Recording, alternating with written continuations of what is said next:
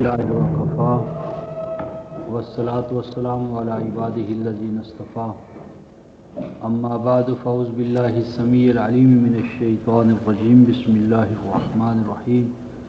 رفقۂ محترم 50 صفحہ سورہ البقرہ، اور یہ آیت 252 جو ہے، بسم اللہ الرحمن الرحیم، تلک آیات اللہ نتلوها علیک بالحق وانک لمن المرسلین، تلک الرسل فضلنا بعضهم علی بعض منهم من کلم اللہ ورفع بعضهم درجات وآتینا عیسی ابن مریم البینات وأیدناه بروح القدس ولو شاء اللہ ما اقتتل الذین من بعد ما جاءتهم البینات ولكن اختلفوا فمنهم من آمن ومنهم من كفر ولو شاء الله ما اقتتلوا ولكن الله يفعل ما يريد۔ صدق الله مولانا العظیم وبلغنا رسول النبی الکریم ونحن على ذلك من الشاہدین الشاکرین والحمد للہ رب العالمین۔ تلک آیات اللہ، یہ اللہ تبارک و تعالیٰ کی آیات ہیں۔ آیات یا آیت کے بارے میں رفقائے محترم پہلے ہمارا ذہن واضح ہونا چاہیے کہ آیت کیا ہے۔ آیت کا معنی ہوتا ہے نشان، سائن، سمبل، علامت، اور مادی طور پر ہم اس کو اس طرح سمجھ سکتے ہیں کہ جس طرح ہم دھواں دیکھتے ہیں، دھواں، تو دھواں آیت ہے کس بات پر کہ کہیں نہ کہیں آگ جلی ہے، آگ جلنے پر دھواں آیت ہے۔ آیت کا معنی ہوا نشانی یا دلیل، یا جس طرح ہم دیکھتے ہیں ایک لکو دک صحرا میں، جنگل میں، کہ ایک مکان بنا ہوا ہے۔ اب مکان کا وجود دلیل ہے کس بات پر کہ کسی نہ کسی نے اس کو بنایا ہوگا۔ اب ایک لکو دک صحرا میں آپ پرندے منڈلاتے ہوئے دیکھتے ہیں، تو پرندوں کا منڈلانا آیت ہے کس بات پر کہ کہیں نہ کہیں پانی موجود ہے۔ تو آیت کا اصل معنی ہوتا ہے نشان، علامت، اور اس کے پیچھے کوئی حقیقت ہوگی جس کے اوپر وہ علامت اور نشانی جو ہے وہ دلیل کا کام کرے گی۔ تو یہ اللہ کی آیات ہیں جو ہم آپ کے سامنے پیش کر رہے ہیں، اور ان آیات سے کیا چیز ظاہر کرنا مطلوب ہے؟ انک لمن المرسلین، یہ آیات دلیل ہے اس بات کی پر کہ آپ اللہ کے رسول ہیں، یعنی نبی پاک صلی اللہ علیہ وسلم کے رسول ہونے پر جو سب سے بڑی دلیل ہے وہ خود قرآن ہے۔ قرآن سے بڑھ کر نبی پاک صلی اللہ علیہ وسلم کی نبوت اور رسالت پر اور کوئی دلیل نہیں، کیونکہ یہ زندہ معجزہ ہے، یہ دوامی معجزہ ہے، یعنی ہر حال میں آپ کی نبوت کو ثابت کرنے والا۔ یعنی باقی جتنی بھی انبیاء کے بارے میں یا نیک لوگوں کے بارے میں جو نشانات ہیں وہ زمان و مکان کے اندر محدود اور مقید، قصہ اور کہانی، لیکن قرآن علمی معجزہ ہے، قرآن علمی معجزہ ہے، اور علم ہر دور میں یعنی نوع انسانی کے ساتھ ساتھ چلنے والا ہے۔ تو علمی معجزہ ہونے کے ناطے سے نبی پاک صلی اللہ علیہ وسلم کی نبوت ایک علمی نبوت ہے، اور علمی نبوت پر علمی، کائناتی، سائنسی معجزہ یا دلیل خود قرآن پاک ہے۔ اس کے بعد فرماتے ہیں کہ تلک الرسل فضلنا بعضهم علی بعض، یہ رسول کہ جن کا ماقبل ذکر کیا، ان میں سے ہر ایک دوسرے سے بڑھ کر ہے، ہر ایک میں کوئی نہ کوئی فضیلت ہے، ہر ایک اپنے اپنے ڈومین میں، دائرے میں، جس حوالے سے بھی اللہ تعالیٰ نے اس سے جو کام لینا چاہا اس حوالے سے اسے مکمل طور پر دلائل سے اور آلات سے، اسلحے سے مسلح فرمایا، اور فرماتے ہیں کہ منہم من کلم اللہ، اور یہ جو منہم من کلم اللہ سے مراد بعضوں نے لیا کہ اس سے مراد صرف ایک مسیح سیدنا موسیٰ علیہ السلام ہے، حالانکہ ہر نبی سے اللہ کلام کرتا ہے۔ کلام صرف اللہ تعالیٰ نے موسیٰ علیہ السلام ہی سے نہیں کیا، بلکہ 42-52 کی روح سے ہر نبی کے ساتھ اللہ تبارک و تعالیٰ کا کلام ہوا ہے، ہر نبی ہی کلیم اللہ ہے۔ اور اس کے بعد جو فرمایا ورفع بعضهم درجات، اب یہ بھی کسی ایک کے اللہ تعالیٰ نے درجے بلند نہیں کیے، تمام نبی ہی درجات میں ایک سے بڑھ کر ایک ہے۔ مومنوں کے بھی درجات ہیں، اور درجات کا تعین جو ہے وہ عمل سے ہوتا ہے، یعنی جس دائرے میں ڈومین میں، تو نبی بحیثیت منصب، یعنی تمام انبیاء اپنے منصب کے حوالے سے ایک ہے۔ منصب صاحب کا مثلا ہم کہیں بھائی تمام ڈی سی ہونے کے حوالے سے برابر ہے، تمام ڈپٹی کمشنر ہونے کے حوالے سے برابر ہے، لیکن آگے پھر ان کے مثلا اب جو لاہور کا ڈپٹی کمشنر ہوگا وہ شیخوپورہ کی بنسبت، اور جو اسلام آباد کا ہے وہ پنڈی کی بنسبت، یعنی جس طرح کی ذمہ داریاں یہ ڈیوٹیاں انہیں تفویض کی جاتی ہیں یہ اللہ اور ان کا معاملہ ہے، لیکن ہمیں یہ حق حاصل نہیں کہ ہم انبیاء میں سے بعض کو بعض پر فضیلت دے کر ان میں درجہ بندی اپنے طور پر شروع کریں، یعنی یہ درجات عند اللہ ہیں، اور ان کا تعین اللہ تبارک و تعالیٰ فرماتے ہیں اپنے انبیاء کے حوالے سے۔ ہمیں حق حاصل نہیں ہے کہ ہم ایک کو دوسرے پر ترجیح دے کر یا ایک کو دوسرے سے افضل اور دوسرے کو مفضول قرار دیں، یہ ہمارا ڈومین نہیں ہے۔ وَآتَيْنَا عِیسَىٰ ابْنَ مَرْیَمَ الْبَیِّنَاتِ، اور ہم نے عیسیٰ ابن مریم کو بینات عطا کیے، دلائل، بینات واضح دلائل۔ اور یہ جو بار بار جو اللہ تعالیٰ نے عیسیٰ علیہ السلام کو ابن مریم کہا ہے، تو بعضوں نے کہا جی ابن مریم اس لیے کہا کہ ان کا باپ نہیں تھا، یہ بات نہیں ہے۔ اصل میں ابن مریم کہنے میں جو نقطہ ہے وہ یہ کہ اس میں عیسائیت کے جو مفروضے تھے، عیسائی جو علم کلام دنیا میں قائم تھا، دراصل اس کو توڑنا مطلوب ہے۔ یعنی عیسائی علم کلام اس بات پر قائم ہے کہ مسیح کے سوا کوئی معصوم نہیں ہے، مسیح اقلوتا اللہ کا بیٹا معصوم برہ تھا، اور تمام نوع انسانی کے گناہوں کا اس نے کفارہ کیا۔ تو قرآن یہ کہتا ہے کہ تم بتاؤ کہ کیا عیسیٰ کو ایک عورت نے نہیں جنا، اور وہ ایک عورت کا بیٹا نہیں تھا، مریم ایک عورت نہ تھی، تو جو عورت سے جنا گیا وہ معصوم نہیں ہے، یہ ان کا اپنا علم کلام ہے۔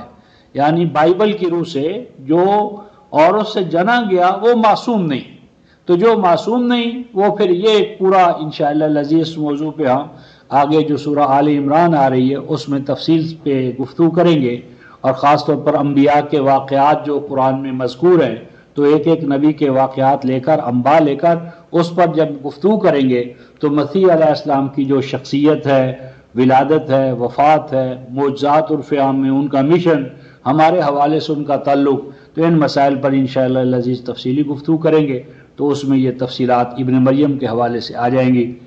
وَأَيَّدْنَاهُ بِرُوحِ الْقُدُسِ، اور ہم نے اس مسیح کی تقویت کی، ان کے دست و بازو بنے روح القدس۔ روح کا معنی ہے تعلیم، روح کا معنی ہے تعلیم، روح کا معنی ہے وحی، اور القدس کا معنی ہوتا ہے دور تک کسی چیز کو لے جانا۔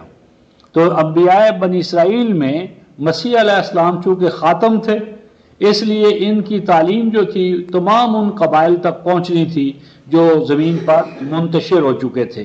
تو القدس کا معنی ہے دور دور تک جانے والی تعلیم۔ آگے جو بات فرمائی ہے رفقائے محترم، وَلَوْ شَاءَ اللَّهُ مَقْتَتَلَ الَّذِينَ مِن بَعْدِهِمْ مِن بَعْدِ مَا جَاءَتْهُمُ الْبَيِّنَاتُ، فرماتے ہیں کہ اگر اللہ چاہتا، اگر اللہ تعالیٰ کی مشیت ہوتی، اگر اللہ چاہتا تو جن جن کو اللہ تعالیٰ نے کتاب دی اور اس کتاب پر جو ایمان لانے والی امتیں بنی، وہ آپس میں لڑتے نہ، بھیڑتے نہ، ان میں لڑائیاں، تو تکات، جھگڑے نہ ہوتے، لیکن کیا ہوتا ہے، جھگڑے ہوئے، اللہ تعالیٰ نے ان کو روکا نہیں، کیونکہ اگر اللہ تبارک و تعالیٰ یعنی انسانوں کے ارادے کو سلب کر لے، انسان سے اگر اس کا ارادہ سلب کر لے اللہ تبارک و تعالیٰ، تو پھر نیکی نیکی نہیں، بدی بدی نہیں۔ تو اس لیے اللہ تعالیٰ فرماتے ہیں کہ ہماری یہ مشیت نہیں ہے کہ ہم جبراً اور قہراً لوگوں کو نیک بنا دیں اور ان کا اختیار و ارادہ ان سے سلب کر لیں، ایسا نہیں، یہ اللہ کی سنت کے خلاف ہے۔ البتہ اس میں رفقائے محترم ایک بات ہے اللہ کی مشیت، اور ایک ہے اللہ تبارک و تعالیٰ کی مرضی۔ مشیت اور مرضی میں بڑا بنیادی فرق ہے، اور اس فرق کو نظر انداز کرنے کی وجہ سے بہت سے مسائل پیدا ہوتے ہیں۔ مثلا چھری ہے، چھری میں کاٹنا ہے، یہ کاٹنا اللہ کی مشیت ہے، لیکن اگر آپ اس چھری کے کاٹنے کی جو طاقت ہے، قوت ہے، وہ کسی معصوم کی گردن کاٹیں گے تو گناہ ہوگا، اور اگر کوئی معصوم بے گناہ اس کی گردن کاٹی جا رہی اور آپ کھڑے ہو کر اس کا دفاع کرتے ہیں تو آپ کا یہ اقدام آپ کے لیے نیکی کا باعث ہے. یعنی مشیت جو ہے وہ ہے فطرت کی سطح پر، یعنی افعال جاریہ جو کائناتی سطح پر ہو رہے ہیں، اور مشیت کے بعد مرضی ہے اللہ تبارک و تعالیٰ کی نازل کردہ رضا. اس ضمن میں ایک مقام ہے، یہ سورہ زمر 39ویں سورہ، اس میں اللہ تعالیٰ نے مشیت اور مرضی کو الگ الگ حوالوں سے بیان فرمایا ہے. یہ صفحہ ہے 549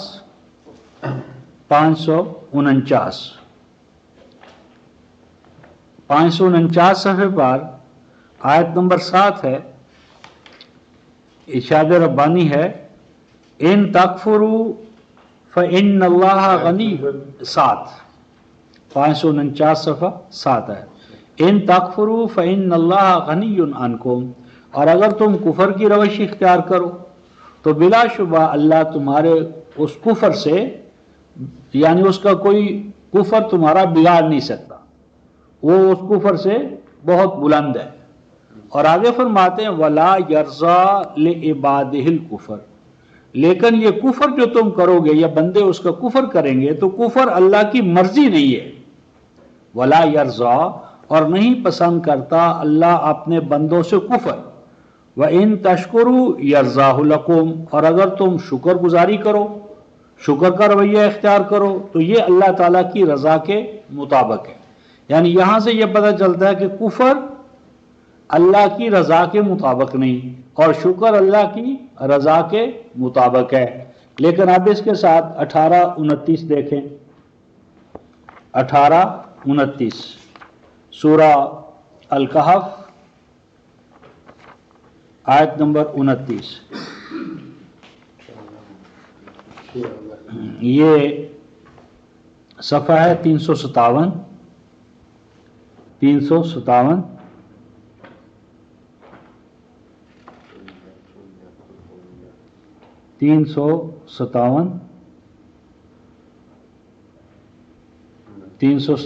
تیسری سطر.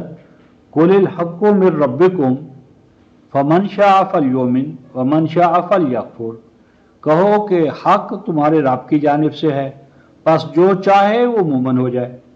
اب یہاں فمن شاء، پس جو چاہے فلیؤمن، مومن ہو جائے، ومن شاء فلیکفر، جو چاہے کفر اختیار کرے. یعنی یہاں کفر اور ایمان کو کس سے جوڑا؟ مشیت سے.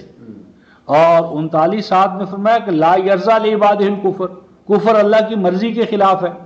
تو یعنی پسندیدہ جو ہے وہ اللہ تبارک و تعالیٰ کا احکام تنزیل جو اس نے نازل کی ہے نا، نازل کردہ احکام کے مطابق ہونا مرضی، اور مشیت ہے کائناتی سطح پر فزیکل طبعی حوالے سے. تو یعنی کسی چیز کا خاصہ جو اس میں پیدا کیا گیا ہے وہ اللہ کی مشیت ہے، اس خاصے کو پھر شریعت کے مطابق چلانا یہ اللہ تبارک و تعالیٰ کی مرضی کا پابند کرنا. یہاں سے پھر آگے نئی دنیا شروع ہوتی ہے. تو یہ جو 51 صفحے پر ہم تھے تو فرمایا کہ اگر اللہ چاہتے، یعنی اگر جبر اور قہر کرتے تو دنیا میں کوئی بھی لڑائی جھگڑا نہ ہو سکتا. لیکن اللہ تعالیٰ کیا کرتے ہیں؟ وَلَٰكِنِ اخْتَلَفُوا فَمِنْهُمْ مَنْ آمَنَ وَمِنْهُمْ مَنْ كَفَرَ، لیکن انہوں نے اپنے اختیار و ارادے کا غلط استعمال کر کے اختلافات پیدا کیے، اور پھر کچھ مومن ہو گئے اور کچھ کافر. اور اگر اللہ چاہتا تو وہ قتال نہ کرتے. وَلَٰكِنَّ اللَّهَ يَفْعَلُ مَا يُرِيدُ، لیکن اللہ تعالیٰ اپنی یعنی امر کے حوالے سے، امر کی دنیا میں جو فیصلہ فرماتے ہیں اسے نافذ کرتے ہیں. اب اس ضمن میں آیت 213 دیکھیں، پیچھے گزر چکی ہے. 213 البقرہ کی. کان الناس امۃ واحدہ، یہ 213 آیت.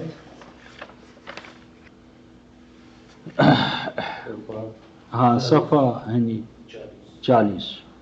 ارشاد ربانی ہے کان الناس امۃ واحدہ، نوع انسانی ایک ہی امت تھی، ایک ہی گروہ، ایک ہی ڈگر، ایک ہی راستہ پہ چلنے والے. فبعث اللہ النبیین، بس اس حوالے سے اللہ تعالی نے نبیوں کو مبعوث فرمایا، بھیجا. اور کس طرح بھیجا نبیوں کو؟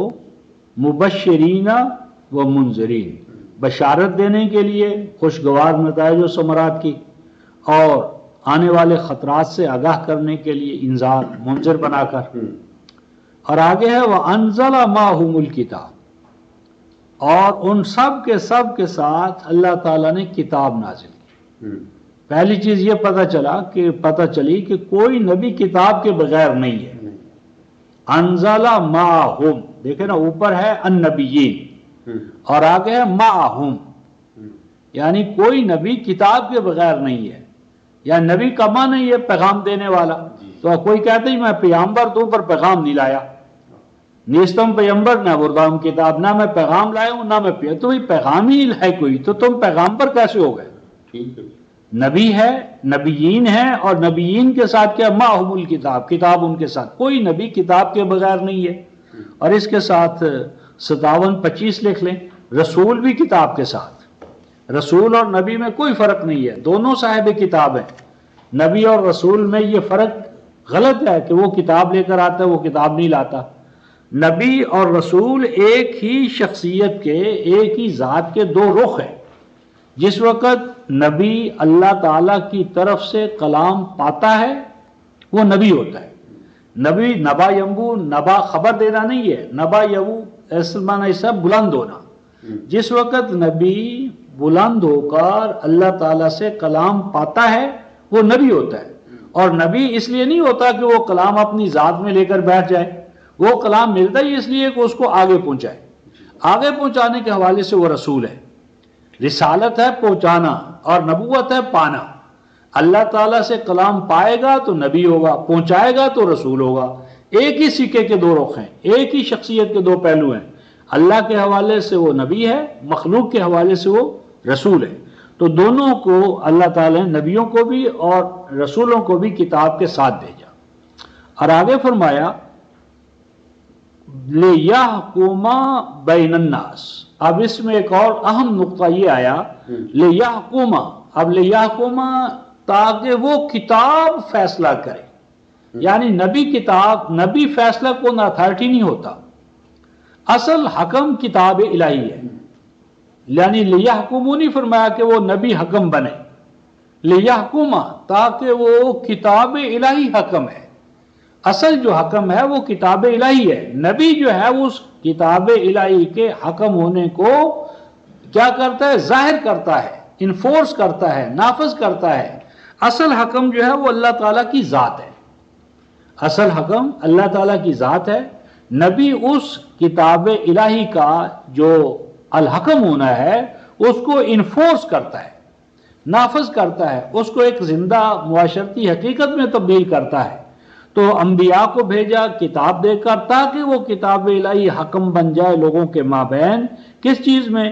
فی مختلف فی، ان تمام اختلافات میں جو امتوں میں پہلے سے موجود تھے۔ تو آگے کیا فرمایا؟ وَمَا اخْتَلَفَ فِيهِ إِلَّا الَّذِينَ أُوتُوهُ، نہ اختلاف کیا کتاب میں مگر انہوں نے جن کو وہ کتاب دی گئی۔ یعنی کتاب میں جب بھی اختلاف ہوگا تو وہ کتاب والے ہی پیدا کریں گے، باہر سے کوئی لوگ آ کر کتاب میں کیا اختلاف پیدا کریں گے؟ یعنی اگر کتاب کے داخل میں یا کسی بھی آئیڈیالوجی کے اندر کوئی گڑبڑ کرنی ہے تو وہی کریں گے جو پہلے مانیں گے بھی ہم اس کو مانتے ہیں۔ کیونکہ اب اگر قرآن کے بارے میں کوئی ہندو بات کرے تو ہم کہیں گے تم تو ہندو ہو گئے، تمہیں قرآن کے بارے میں کچھ کہنے کا کیا حق حاصل ہے؟ یا کوئی یہودی ہوتے ہوئے قرآن کے بارے میں کہے تو ہم کہیں گے دفع ہو جاؤ مردود، تم تو ہوئی یہود، تم قرآن کے بارے میں ہمیں کیا بتانے کے لیے آئے ہو؟ اسی طرح عیسائی۔ تو جو کتاب، جس کتاب کے اندر بھی ڈنڈی مارنی ہوگی، اس کو نقصان پہنچانا ہوگا، تو پہلے تخریبی قوتیں اس پر ایمان لائیں گی، پہلے کہیں گے ہم اس کو مانتے ہیں، اور ماننے کے بعد پھر سارا روایات کا گورکھ دھندا ایسا پیش کریں گے کہ شد پریشان خاوے از کثرت تعبیرہ۔ تو یہ ہے اختلاف۔ تو فرمایا پھر اللہ تعالیٰ اس اختلاف سے نکالنے کے لیے واضح احکام اور ہدایتیں نازل فرماتے ہیں، اور پھر اللہ تعالیٰ ایمان والوں کو اس اختلاف سے نکالتے ہیں۔ اور اس کی ایک شکل یہ بتائیے رفقا محترم 372 کہ یہ اختلاف کس طرح کتاب الہی میں پیدا کرتے ہیں۔ یہ 3 سورہ آل عمران سورہ آل عمران، یہ 71 آیت ہوگی، 71 صفحہ، 71 صفحہ، 72 آیت ہے، تیسری سطر اوپر سے نیچے۔ وقالت طائفۃ من اہل الکتاب آمنوا بالذی انزل علی الذین آمنوا وجہ النہار واکفروا آخرہ لعلہم یرجعون ولا تؤمنوا الا لمن تابع دینکم قل ان الہدی ھدی اللہ ان یؤتی احد مثل ما اوتیتم او یحاجوکم عند ربکم قل ان الفضل بید اللہ یؤتیہ من یشاء واللہ واسع علیم۔ اور کہا وقالت طائفہ، اور کہا ایک گروہ میں جو اہل کتاب میں سے ہے، کیا کہا، کیا انہوں نے پلاننگ کی، منصوبہ بنایا؟ منصوبہ یہ بنایا کہ آمنو، کہ تم ایمان لے آؤ، آمنو ایمان لے آؤ، کس بات پر؟ بالذی اس کتاب پر، انزلہ جو نازل کی گئی ہے، علی الذین آمنوا ایمان والوں پر، یعنی ایمان والے جس منزل من اللہ کتاب پر ایمان لائے ہیں تم بھی اس پر ایمان لے آؤ۔ اور ایمان کس طرح لاؤ؟ وجہ النہار، اوپنلی، دن دہاڑے، علل اعلان، یعنی تمہارا اعلان، ایمان کا جو اعلان ہے نا، وہ دن دہاڑے علل اعلان ہونا چاہیے، تاکہ سب کو پتہ چلے بھی یہ تو مومن ہو گئے۔ یعنی اگر کوئی اپنے مومن ہونے کو خفیہ رکھے تو لوگوں کو تو پتہ ہی نہیں کہ یہ مومن ہے یا نہیں ہے، تو دن دہاڑے اوپنلی اپنا مومن ہونا ظاہر کرو۔ اور آگے کیا فرمایا؟ وَاکْفُرُوا آخِرَہُ، لیکن انجام کار، آخر کار اپنے آپ کو کافر رکھو، یعنی انجام، آخری بات تو یہ ہے کہ تم نے اپنا کفر چھپانا ہے اور اپنے مومن ہونے کا اظہار کرنا ہے۔ اور یہ کیوں کرو؟ لعلہم یرجعون، تاکہ جو تم جیسے پہلے ایمان لا کر تمہاری ملت کو، طور طریقوں کو چھوڑ چکے ہیں نا، وہ تمہارے جتھے میں واپس آ سکیں۔ لعلہم یرجعون مطلوب یہ ہے کہ ان کو واپس لایا جائے، یعنی یہ نہیں کہ وہیں ہم نے کھو جانا ہے، وہاں ہم نے جانا ہے اس لیے تاکہ ان کو ہم واپس لا سکیں، تاکہ ہم ان کو واپس لا سکیں۔ وَلَا تُؤْمِنُوا إِلَّا لِمَنْ تَبِعَ دِينَكُمْ، اور مت ایمان لاؤ، وَلَا تُؤْمِنُوا، اور مت ایمان لاؤ، إِلَّا لِمَنْ تَبِعَ دِينَكُمْ، مگر انہی پر اعتبار کرو جو تمہارے دین کے تابع ہو، یعنی گویا کہ دین جو ہے وہ تمہارا ہی چلے گا، اور تمہارے دین سے ہٹ کر جو ہیں ان کی بات نہیں ماننی۔ تو یعنی اس سے یہ پتہ چلا کہ ان کا ایمان لانا ایک حکمت عملی ہے، اسٹریٹجی ہے، اور اسٹریٹجی یہ ہے کہ دوسروں کو ایمان سے ورغلانے کے لیے یہ سارا طریقہ کار وہ اختیار کرتے تھے۔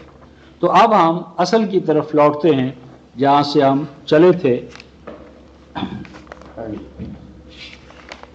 51 صفحہ۔ اب اس کے بعد آیت 254، یا ایھا الذین آمنوا انفقوا مما رزقناکم من قبل ان یاتی یوم لا بیع فیہ ولا خلۃ ولا شفاعۃ والکافرون هم الظالمون۔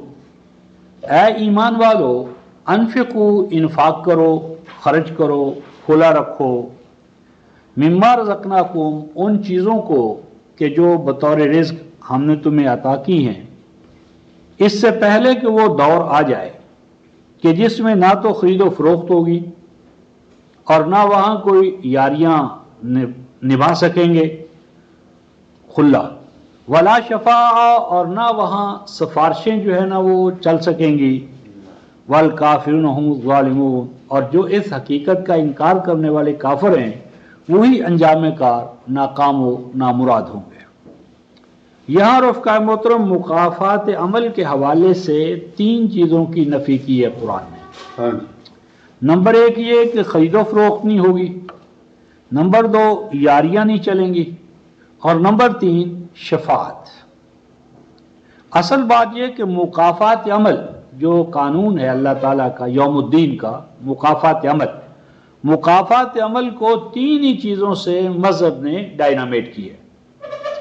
एक तो ये कि ख़रीदो फ़रोख्त कर ली जाए नताइज और समरात की, जिस तरह आज हम पढ़ता कोई है और सवाब किसी को पहुंचा देता है, करता कोई है और उसका नतीजा किसी के खाते में डाल दिया जाता है।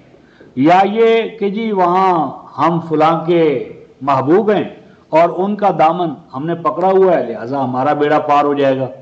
या ये होता है कि भाई वो हमारी सिफारिश कर देंगे और उसके नतीजे में हमारा बेड़ा पार है।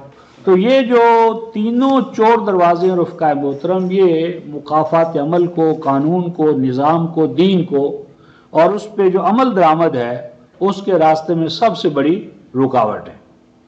इस ज़िमन में जो हमारे यहाँ तसव्वुर है वो सिर्फ शफाअत के हवाले से ज़्यादा गड़बड़ है। तो शफाअत के हवाले से कुरान ने इसको यहाँ पर तीन चीज़ों की नफ़ी की है। ख़रीदो फ़रोख्त नहीं होगी, ला बैउन, ख़रीदो फ़रोख्त नहीं होगी, वला खुल्ला, यारियाँ नहीं चलेंगी, वला शफा, और सिफारिशें नहीं होंगी। अब अगर यहाँ सिफारिश को हम मान ले तो फिर पहली दो चीज़ें भी माननी पड़ेंगी, यानी फिर ख़रीदो फ़रोख्त भी माननी पड़ेगी और यारी खुल्ला वो भी माननी पड़ेगी और फिर शफाअत भी मान ली जाएगी। अगर इनकार करना होगा तो तीनों का करना होगा, मानना पड़े। अगर एक को हम मानेंगे तो दूसरी दो को भी लाज़मन मानना पड़ेगा। तो इस ज़िमन में आगे चूंकि आयत आ रही है इल्ला बिइज़्नि ही, तो इल्ला बिइज़्नि ही का माना ये करते हैं कि शफाअत होगी, लेकिन उस वक़्त होगी जब अल्लाह तबारक व तआला इजाज़त देंगे। इजाज़त दे देंगे तो शफाअत हो जाएगी और तमाम उम्मत जो है वो शफाअत के भरोसे पर बैठी हुई है, अमल से फारो होकर कि शफाअत तो हो ही जानी है, लिहाजा अमल की हमें क्या ज़रूरत है। तो ये फसाद फिल अर्ज़ है रफ़क़ाए मोहतरम। तो इस ज़िमन में अभी हम कुरान की दो एक आयात देखते हैं कि शिरक जितना भी उम्मतों में आया है वो शफाअत ही से आगे चला है। मसलन सूरह यूनस 10, ये 252 सफ़ा 252 सफ़ा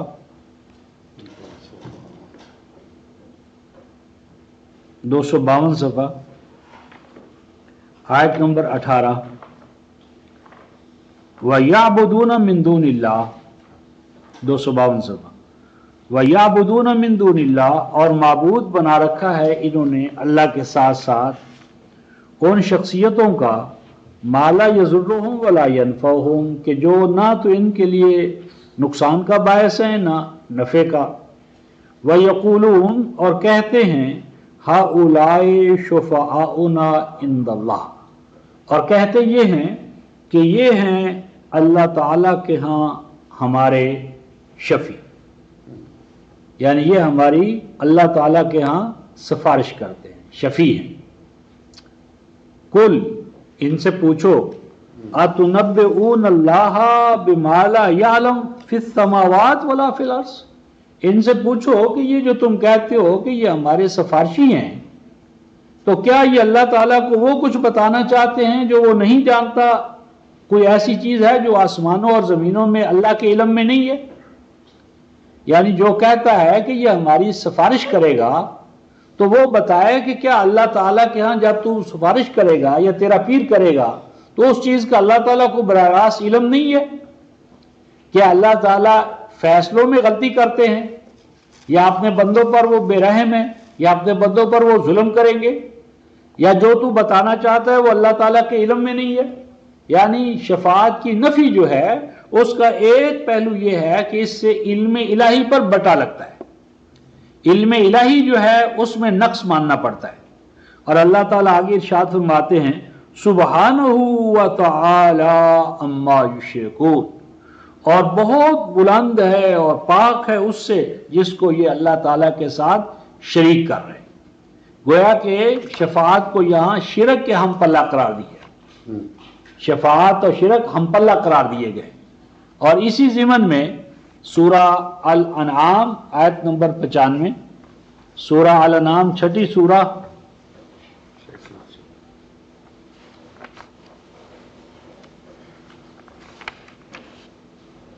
ये 168 सफ़ा 168 یہ 95 آیت ہے، دوسری سطر، وَلَقَدْ 168 صفحہ 168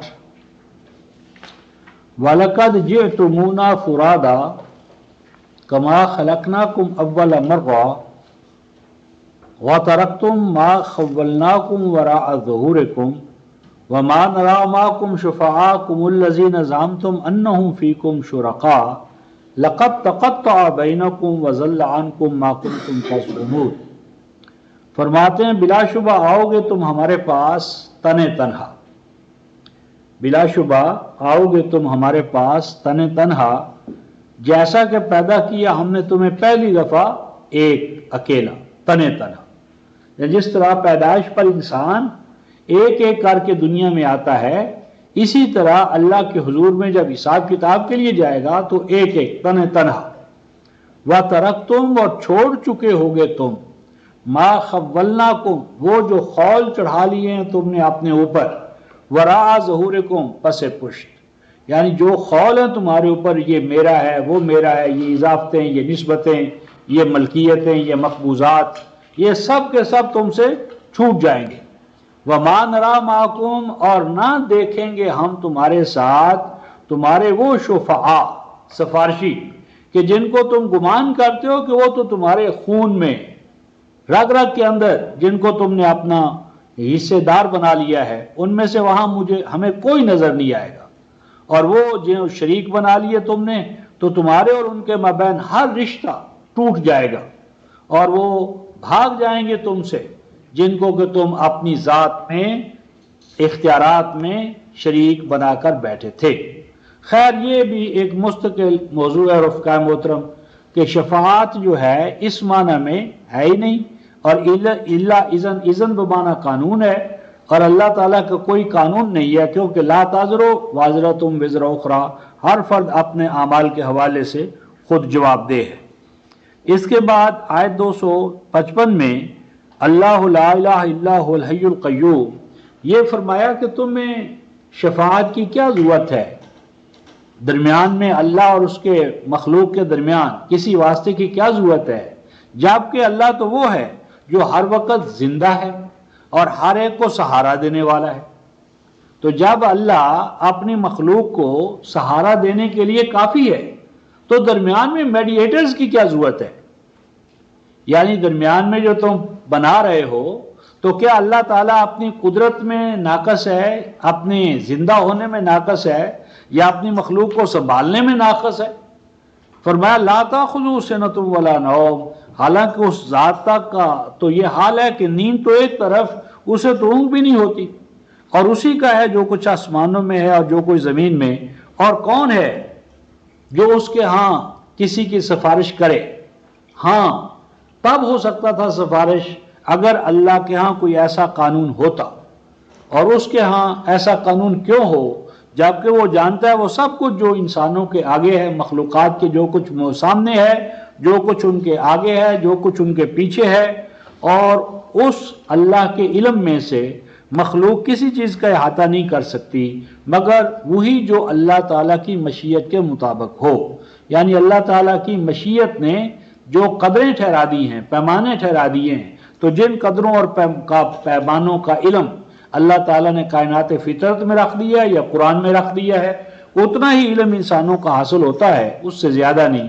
اور واسع کرسی السماوات والارض، اس اللہ تعالیٰ کا اقتدار، کرسی کا معنی اقتدار، اس کا احاطہ قدرت آسمان و زمین پر چھایا ہوا ہے، اور زمین و آسمان کی حفاظت اس کے لیے کوئی تھکاوٹ کا باعث نہیں، اور وہ بلند عظمت والا ہے۔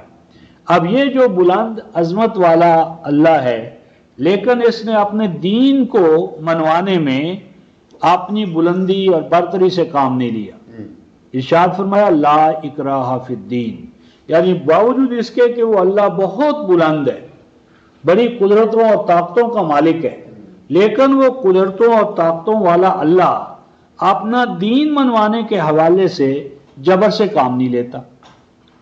یعنی وہ بادشاہوں کا بادشاہ، وہ طاقتوروں کا طاقتور، اس کی بندہ نوازی دیکھو کہ وہ بندہ نواز اپنا دین منوانے کے لیے جبر نہیں کرتا۔ لا اکراہ فی الدین، وہ اللہ دین منوانے میں کسی طرح کے جبر سے، لا اکراہ، نہیں کوئی جبر، نہیں کوئی اکراہ میں نا یعنی تشدد، یعنی جبرن اور قہرن، زورا زوری، لا اکراہ فی الدین، دین کے دائرے میں کوئی زورا زوری نہیں، کوئی جبر نہیں، کوئی تشدد نہیں، کوئی اپنی یعنی جبر سے منوانا، یہ اللہ کے دین میں نہیں ہے۔ کیوں؟ قد تبین الرشد من الخیش، کیونکہ اللہ تعالیٰ نے قانون یہ بنایا ہے کہ روشن ہو چکی ہے ہدایت۔ رشد کہتے ہیں منزل مقصود کی طرف جانے والا راستہ، اور غائی کہتے ہیں کھڈ اور کھائیاں۔ اللہ تعالیٰ نے اپنے نظام فطرت کے تحت، نظام ہدایت کے تحت روز روشن کی طرح اجاگر کر دیا ہے ہدایت کو، صحیح راستے کو، اور واضح ہو گئی ہدایت، صحیح راستہ کس سے؟ کھڈ سے، کھائیوں سے، غلط راستوں سے۔ چونکہ اللہ تعالیٰ فرما رہے ہیں کہ ہم نے کھڈ اور کھائیوں کو، صحیح راستے کو، حق اور باطل کو دو چار کی طرح اجاگر کر دیا ہے، لہٰذا اس دین میں کسی طرح کے جبر اور تشدد کی کوئی گنجائش نہیں۔ اس ضمن میں دو مقام ہم دیکھتے ہیں رفقائے محترم، ایک تو سورہ یونس، سورہ یونس یہ 10 اور آیت ہے 99 اور 100۔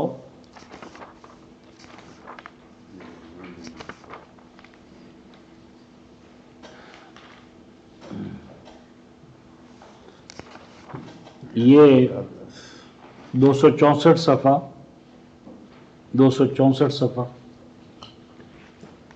99 آیت ہے، وَلَوْ شَاءَ رَبُّكَ لَآمَنَ مَنْ فِي الْأَرْضِ كُلُّهُمْ جَمِيعًا، اگر تیرا رب چاہتا، لو شاء ربک، اگر تیرا رب چاہتا، مراد یہاں یہ ہے کہ اگر تیرا رب اپنی کرنی کرتا، یعنی اپنی منمانی کرتا، تو پھر کیا ہوتا؟ لا آمانا، تو ایمان لے آتے۔ کون ایمان لے آتے؟ من فی الارض کلہم جمیعا، سب کے سب جو روئے زمین پر ہیں، کوئی ایک بھی نہ بچتا۔ مراد یہاں پر یہ ہے کہ انسان کو صاحب اختیار و ارادہ نہ بنایا جاتا، جس طرح بھیڑ، بکریاں، وحوش، طیور، جتنی بھی انواع حیوانی ہیں انسان کے ماں سوا، جن کے پاس اختیار و ارادہ نہیں ہے، تو وہ سارے کے سارے ایک ڈگر پر چلنے والے ہیں، تو انسان کو بھی ایک ڈگر پر چلا دیا جاتا، اختیار ارادہ ہی اس کو نہ دیا جاتا۔ آگے فرماتے ہیں افانتا تکرہ الناس، تو اے رسول کیا آپ ڈنڈا چلائیں گے، کیا آپ جبر سے کام لیں گے؟ حتیٰ یکونوا مومنین، اور اتنا جبر کریں گے، ڈنڈا چلائیں گے، تلوار چلائیں گے، یہاں تک کہ سارے کے سارے جو ہے نا یہ مومن ہو جائے۔ یعنی کیا آپ جو کام اللہ نے نہیں کیا، کیا وہ کام آپ کریں گے؟ یہ استفہامی انکاری ہے، جب اللہ نے نہیں کیا تو آپ کیسے کریں گے؟ آپ تو اللہ کے نمائندے اور رسول ہیں۔ اور آگے ارشاد فرماتے ہیں وَمَا كَانَ لِنَفْسٍ أَن تُؤْمِنَ، اور نہیں ہے انسانی ذات کے لیے کہ وہ مومن ہو، الا باذن اللہ۔ الا باذن اللہ کا معنی بھی غلط ہے، عام ترجمہ یہ ہے مگر جب اللہ اجازت دے۔ گویا کہ مومن تبھی ہوتا ہے جب اللہ اجازت دے، اور اللہ اجازت، جس کو گویا جو مومن نہیں ہو رہا تو اس لیے نہیں ہو رہا کہ اللہ نے اجازت نہیں دی، تو بات تو پھر وہی ہو گئی، جبر تو پھر ہو گیا۔ یہاں الا باذن اللہ کا معنی ہے رفقائے محترم اللہ کے قانون، مگر ایک اللہ کا قانون ہے ایمان کے باب میں، کفر کے باب میں۔ اذن بمعنی قانون کی دلیل سورہ الاعراف آیت نمبر 58، اور اللہ کا قانون وہ کیا ہے؟ سورہ الکہف 18ویں سورہ آیت نمبر 29، کہ قل الحق من ربکم فمن شاء فلیؤمن ومن شاء فلیکفر، یعنی انسانی ذات کے لیے ایمان یا کفر اللہ کے ایک ٹھہرائے ہوئے قانون کے تحت ہے، اور قانون کا ایک شعر یہ ہے وَيَجْعَلُ الرِّجْسَ عَلَى الَّذِينَ لَا يَعْقِلُونَ، اور جو لوگ عقل سے کام نہیں لیتے اللہ تبارک و تعالیٰ ان پر غلاظت اور گندگی کو مسلط فرما دیتے ہیں۔ گویا کہ عقل سے کام نہ لینا یہ غلاظت اور گندگی ہے، پلیدگی ہے۔ یعنی پلیدگی رجس، راجاسا کا مان ہوتا ہے چلتے ہوئے پانی کا رک جانا. پانی تو زندگی کا سورس ہے، لیکن یہی پانی جو ہے رفقائے محترم جب تالاب کی جوڑ کی شکل میں رک جائے، تازہ پانی اس میں نہ پڑے تو اس میں عفونت اور سرانڈ پیدا ہو جاتی ہے. اور وہ پانی جو تازہ ہوتا ہے تلاش میں انسان مارا مارا پھرتا ہے. جب وہ رک جاتا ہے عفونت اور سرانڈ پیدا ہوتی ہے اور انسان اس سے بھاگتا ہے. تو اللہ تعالیٰ نے ان قوموں کو، افراد کو جو عقل و بصیرت سے کام نہ لیں، گلے سڑے پانی سے تعبیر کی ہے. سرانڈ، عفونت، بدبو. اور اس ضمن میں یہ جو رسول کے بارے میں فرمایا کہ کیا آپ ایسا کریں گے، یہ استفہامی انکاری ہے کہ آپ ایسا نہیں کریں گے. اور اس کی ایک تاریخی شہادت جو موجود فی القرآن ہے وہ دیکھیں 9:7 کہ رسول پاک صلی اللہ علیہ وسلم کا یہ معمول نہیں ہے، یہ طور طریقے نہیں ہیں رسول کے کہ وہ جبرن اور قہرن لوگوں کو مومن بنائیں. یہ 225 صفحہ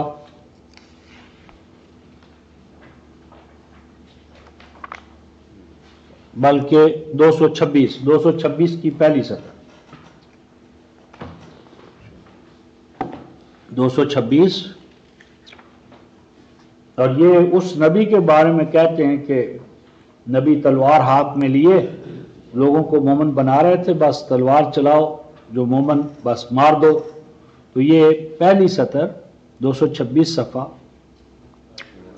وَإِنْ أَحَدٌ مِّنَ الْمُشْرِكِينَ اسْتَجَارَكَ فَأَجِرْهُ حَتَّى يَسْمَعَ كَلَامَ اللَّهِ.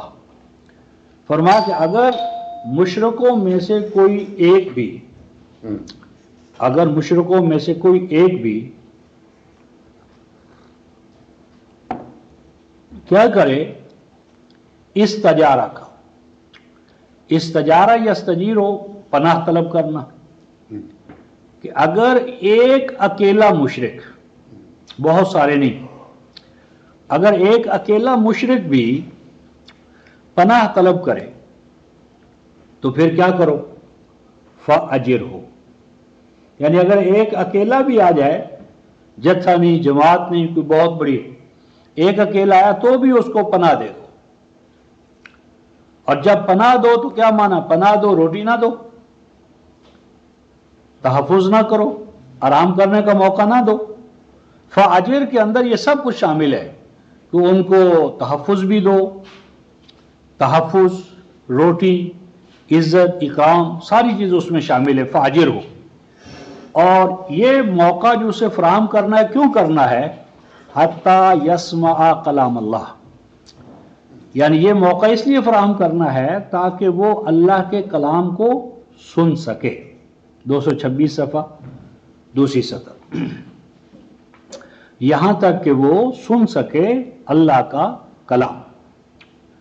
اب یہاں نقطہ یہ ہے رفقائے محترم کہ سنانے والے جو کلام کو وہ افصح العرب اور محبت وحی ان پہ نازل ہوئی اور اللہ تعالیٰ نے انہیں قرآن سکھایا. اور قرآن بلسان عربی مبین، اور سننے والے بھی عرب، سننے والا مشرک بھی عرب ہے، سنانے والے بھی افصح العرب ہیں، محبت وحی ہیں.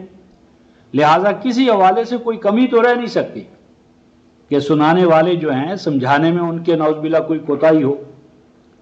لیکن اگر وہ سن کر اللہ کا کلام براہ راست صاحب وحی سے، محبت وحی سے، اگر وہ کہے میں نہیں مانتا، میں نہیں مانتا، مجھے موقع دو، تو قرآن کہتا ہے ثم ابلغہ مأمنہ، پھر پہنچا اے رسول تو یا آپ اس کو کہاں پہنچائیں، مأمنہ. مأمن جو ہے رفقائے محترم یہ ظرف مکان اور زمان، اس جگہ پر ہو، یعنی المامنی کا مأمنہ ہو کا مرجع جو ہے وہ کہاں ہے، المشرک، احد من المشرکین، وہ جو کوئی ایک آیا تو وہاں اس کو پہنچاؤ جہاں وہ کہے کہ میں محفوظ ہوں.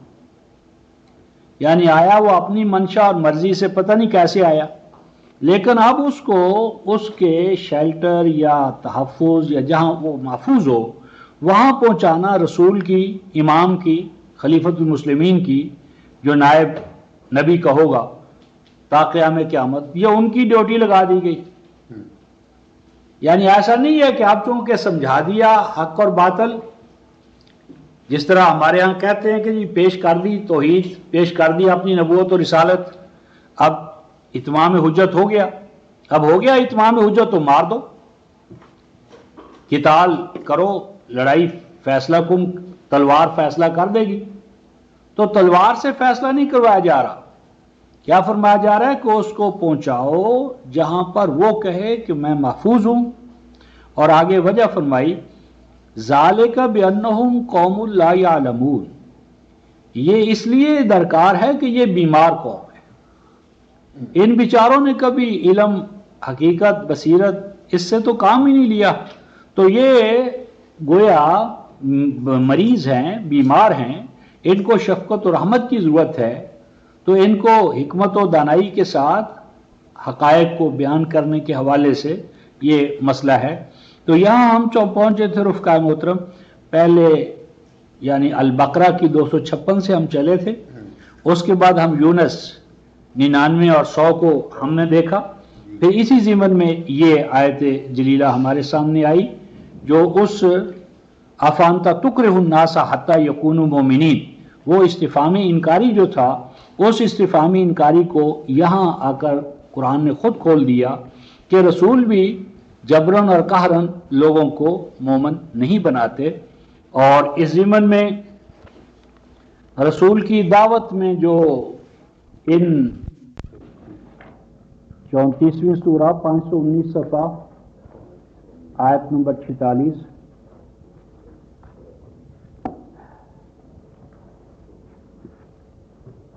دوسری سطر ہے،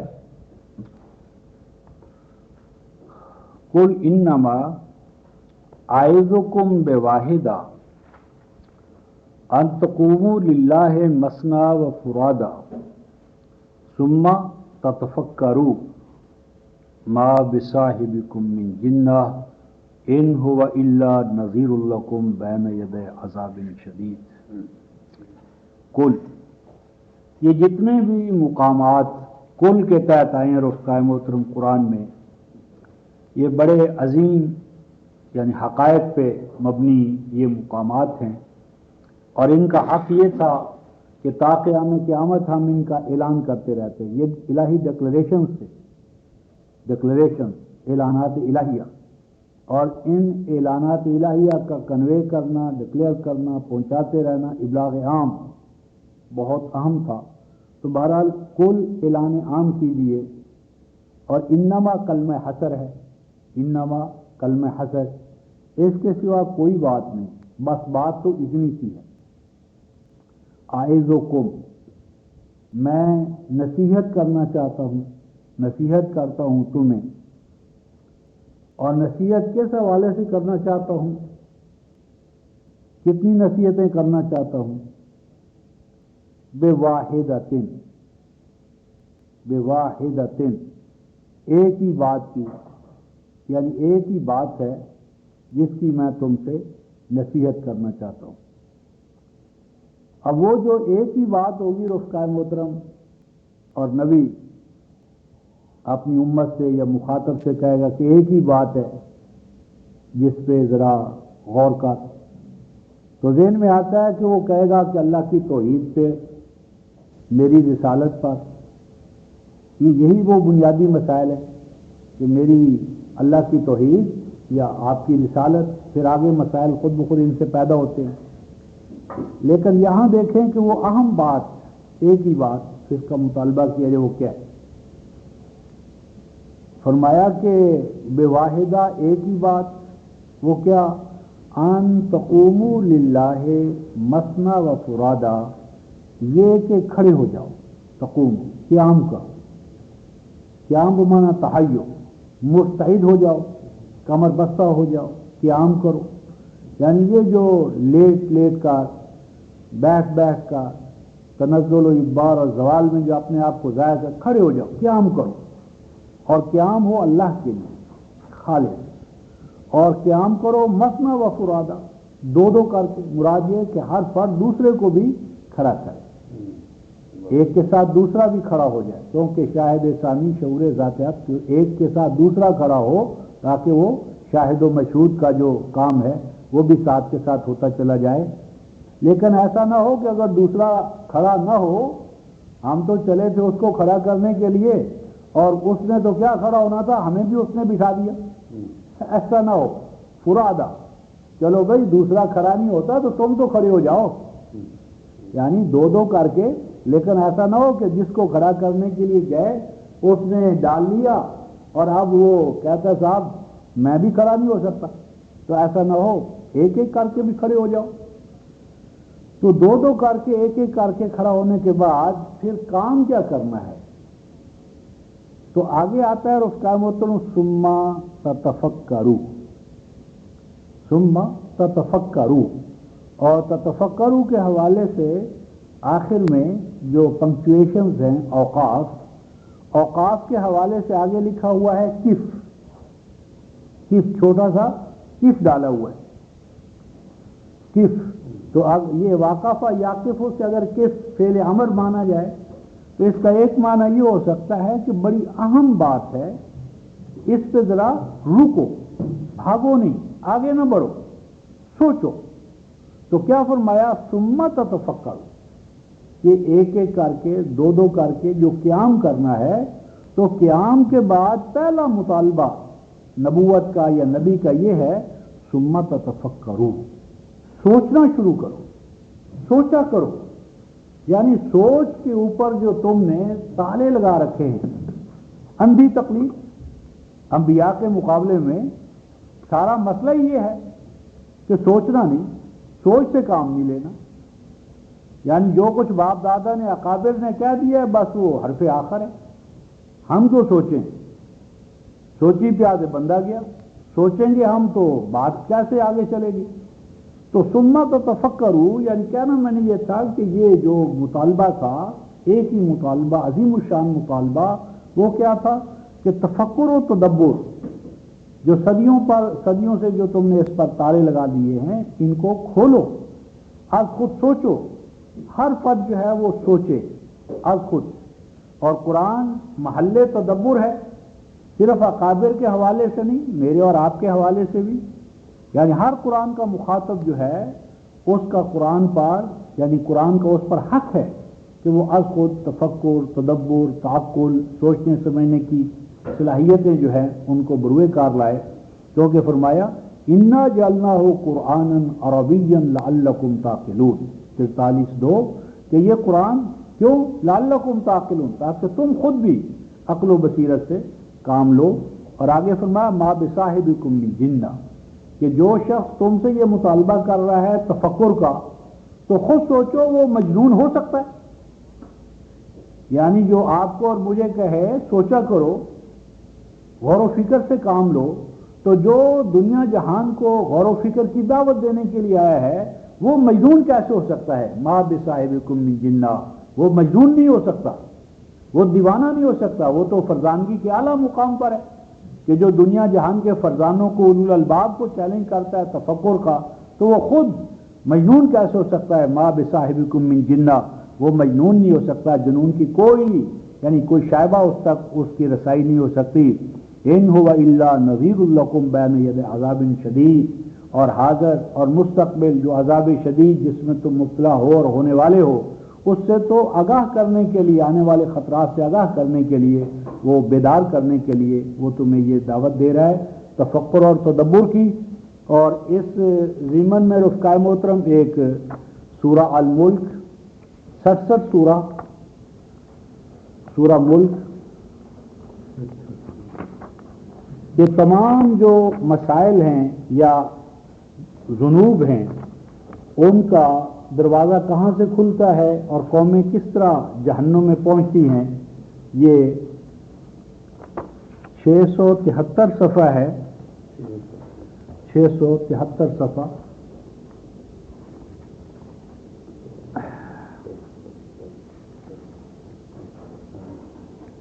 یہ جہنمی جب جہنم میں جائیں گے یا جاتے ہیں تو جو صورت احوال پیدا ہوگی اس کا ایک شیڈ اس طرح ہمارے سامنے آتا ہے. یہ آیت نمبر 9 سورہ الملک کہ جب جہنمی جہنم میں جائیں گے فوج جائے گی تو ان سے داروغہ جہنم پوچھیں گے الم یاتکم نذیر، کیا تمہارے پاس وارنر، خبردار کرنے والے، آگاہ کرنے والے نہ آئے تھے؟ قالوا بلا، کہیں گے کیوں نہیں، آئے تو تھے. قد جاءنا نذیر، بیدار کرنے والے تو آئے تھے. فکذبنا، لیکن ہم نے ان کی تکذیب کی اور کہا ما نزل اللہ من شیء، کوئی چیز اللہ تعالیٰ نے تمہارے اوپر نازل نہیں کی، تم تو بہت بڑی گمراہی میں مبتلا ہو. 674 پہلی سطر. قالوا، اور وہ یوں بھی کہیں گے جہنمی جہنم میں جانے کے بعد کیا کہیں گے رفقائے محترم؟ لو کنا نسمع او نعقل ما کنا فی اصحاب السعیر، کہ اے کاش کے یا کاش کے ہم سن لیتے اور عقل سے کام لیتے. اگر ہم سنتے اللہ کے پیغام کو اور بالخصوص اس پر عقل، فکر، تدبر، تفکر اس پر بھی چلاتے، عقل و بصیرت کے حوالے سے اس پہ غور کرتے، تو پھر کیا ہوتا؟ ما کنا فی اصحاب السعیر، تو یقیناً نہ ہوتے ہم آج اس جہنم میں جو پہنچے ہیں ان میں ہمارا یعنی ہماری شمولیت نہ ہوتی. یعنی گویا کہ جہنم میں جانے والوں کے حوالے سے ایک بنیادی بات یہ سامنے آ رہی ہے کہ وہ عقل سے کام نہیں لیتے. اور آگے قرآن کہتا ہے کیا کہیں گے وہ؟ فَاعْتَرَفُوا بِذَنبِهِمْ، پس وہ اعتراف کر لیں گے اپنے گناہ کا. یعنی یوں نہیں فرمایا فَاعْتَرَفُوا بِذُنُوبِهِمْ، فَاعْتَرَفُوا بِذُنُوبِهِمْ، بِذُنُوب ذنوب جمع نہیں استعمال کیا، ذنب. اور ذنب کیا ہے؟ عقل و بصیرت سے کام نہ لینا، عقل و بصیرت سے پیدل ہونا، عقل و بصیرت پہ تالے ڈالنا، اور عقل و بصیرت کی بجائے اجداد کے راستے پر اگر بس اندھا دھند طریقے سے چلتے چلے جانا. یہ قرآن نے اس کا ذنب، وہ اپنے گناہ کا اعتراف کر لیں گے اور نتیجہ کیا ہوگا؟ فَسُحْقًا لِأَصْحَابِ السَّعِيرِ، تو یہ اعتراف گناہ ایسا نہ ہوگا کہ اس کی وجہ سے ان کو بخش دیا جائے، ان پر کوئی نظر کرم ہو جائے. اس اعتراف گناہ کے باوجود ان کو پیس ڈالا جائے گا، یعنی ہانک دیا جائے گا، یا اس ناکامی و نامرادی میں وہ اور زیادہ بڑھتے چلے جائیں گے. تو یہ رفقائے محترم عقل و بصیرت سے کام نہ لینا، اللہ تعالیٰ نے اسے ذنب، گناہ، اور گناہ کیسا؟ جہنم میں جانے والا. اور اس میں ایک 43ویں سورہ میں آیت 21 دیکھ کر پھر سورہ الاعراف میں ایک مقام دیکھتے ہیں. 43ویں سورہ زخرف آیت نمبر 21، 587 صفحہ ہے.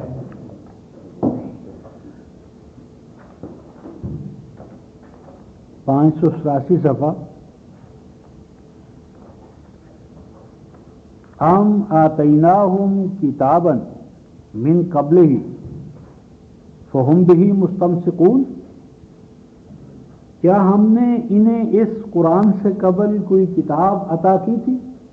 عرب خاص طور پر بنو اسماعیل، صنادید قریش، کیا ہم نے اس قرآن سے قبل ان کو کوئی کتاب دی ہے؟ اگر دی ہے فہم بہ مستمسکون، تو یہ کہہ سکتے ہیں کہ واقعی اس کتاب کا انہوں نے تمسک اختیار کی ہے، کیونکہ تمسک بالاصل وحی کا ہے، کتاب الہی کا ہے، اصل بینہ کتاب الہی ہے. تو اگر کتاب الہی پر انہوں نے تمسک کیا ہے تو بڑی اچھی بات ہے، پیش کریں.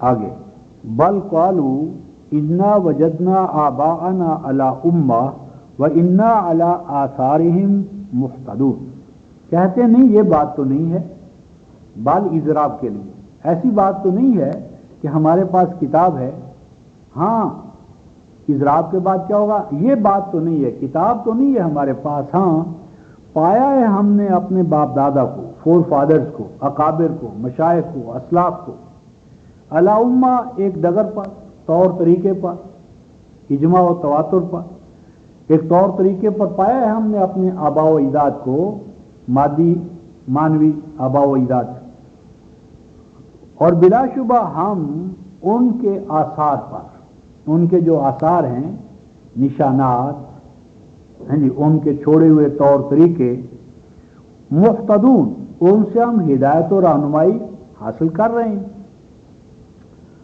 اللہ تعالیٰ ارشاد فرماتے ہیں وَكَذَلِكَ مَا أَرْسَلْنَا مِن قَبْلِكَ فِي قَرْيَةٍ مِّن نَذِيرٍ إِلَّا قَالَ مُتْرَفُوهَا إِنَّا وَجَدْنَا آبَاءَنَا عَلَىٰ أُمَّةٍ وَإِنَّا عَلَىٰ آثَارِهِم مُقْتَدُونَ، فرمایا اور اسی طرح یہی جو اسٹریٹجی یا یہی جو حکمت عملی یا یہی جو طور طریقہ یہ بتا رہے ہیں، اسی طرح فرمایا بالکل اسی طرح سیم، نہیں رسول بنا کر بھیجا ہم نے آپ سے پہلے کسی بستی میں، کوئی بستی ایسی نہیں مگر تمام بستیوں کا طور طریقے، چلن چال ڈھال ایک ہی تھی،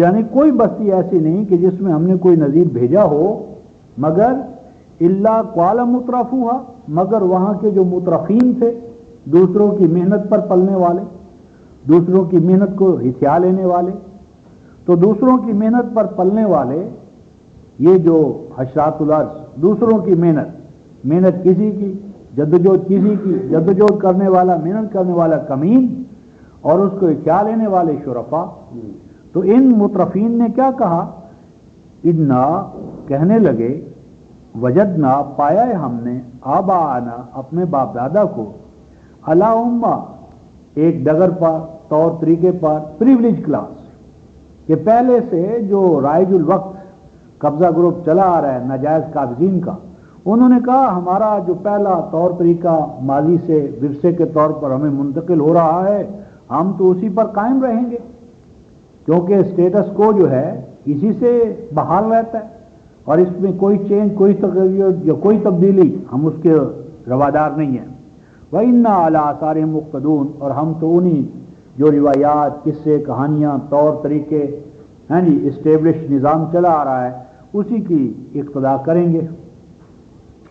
اب اس کے بعد تمام انبیاء نے مشترکہ طور پر یہ حکمت عملی اختیار کی، وہ کیا تھی رفقا محترم؟ قالا، یعنی قالا کا کیا معنی ہوا؟ قالا کل نذیر، قالا کا جو ہوا اس میں ضمیر ہے، ضمیر، اور اس کا مرجع کیا ہے؟ نذیر۔